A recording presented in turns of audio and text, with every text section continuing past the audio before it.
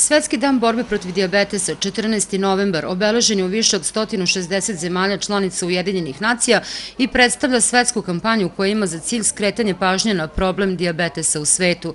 Šećerna bolest ili dijabetes je jedno od najčešćih oboljenja savremenog doba, a prema procenama Međunarodne federacije za dijabetes, 371 milion ljudi u svetu ima ovu bolest. Procenjuje se da u Srbiji od šećerne bolesti boluje 8,5% stanovnika, odnosno blizu 670.000 ljudi. Svetski dan borbe protiv šećerne bolesti obeležen je u Mladenovcu. Internistička ordinacija dr. Nešić organizovala je akciju merenja nivoa šećera u krvi, krvnog pritiska i telesne težine, a građani su imali priliku da na osnovu upitnika procene rizik od nastanka ove bolesti. Ova akcija je stvarno fenomenalna i mislim humana. Trebalo bi ovo češće ovako da se rade zato što stvarno ljudi imaju velikih problema i sve, a veliki su redovi čekanja po domu zdravlja i sve. Našla sam se u rodi, ali da iskoristim s obzirom da sam ne dijabetičar, nego hipertoničar.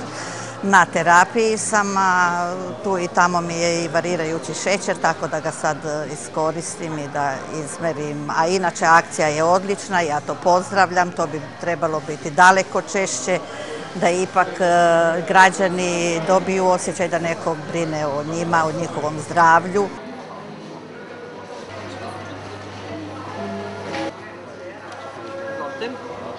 Hteo bih da zahvalim prvo svojoj porodici koja mi je pomogla puno, da bez čije pomoći ne bi mogao da organizujem ovu akciju, onda donatorima, da spomenem ADOH, Novo Nordics i Aqua Lab, koji su i ovde prisutni, tako da bez njihove pomoći ne bi to moglo. Naravno, tu je i televizija Mladenovac, koja je stvarno ispratila ovu akciju od samog početka i puno nam pomogla da to uradimo.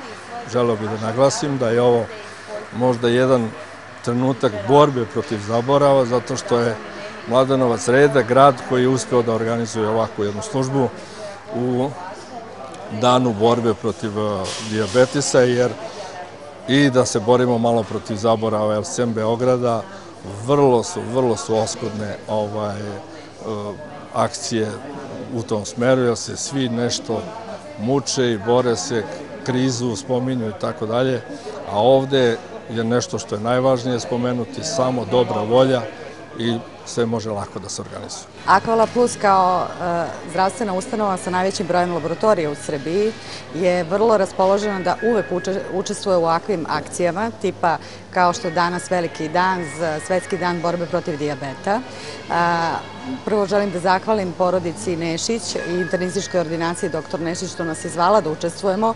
Vrlo rado to prihvatamo s obzirom da znamo značaj preventive u otkrivanju dijabetesa, bolesti koja je vrlo podmukla sa velikim posledicama ukoliko se ne otkrije na vreme. Zbog blage simptomatologije, šećerna bolest često godinama protiče neopaženo, što znači da veliki broj osoba sa dijabetesom i ne zna da je oboleo. Uzrok još uvek se šećerne bolesti ne zna, ali jednostavno se zna danas da prekomerna telesna težina i smanjena fizička aktivnost doprinose pojavi šećerne bolesti.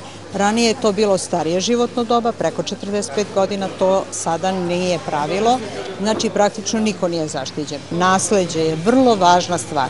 Pojava šećerne bolesti se može odložiti, znači za 10-15 godina, što mnogo znači ako ljudi povećaju svoju fizičku aktivnost, a smanje unos prevelike količine hrane. Pravi simptomi šećerne bolesti se kasno javljaju, to je pojačano žeđanje, pojačano mokrenje, gubitak u telesnoj težini i potreba za slatkišima, velika potreba za slatkišima, a pritom čovjek gubi na telesnoj težini.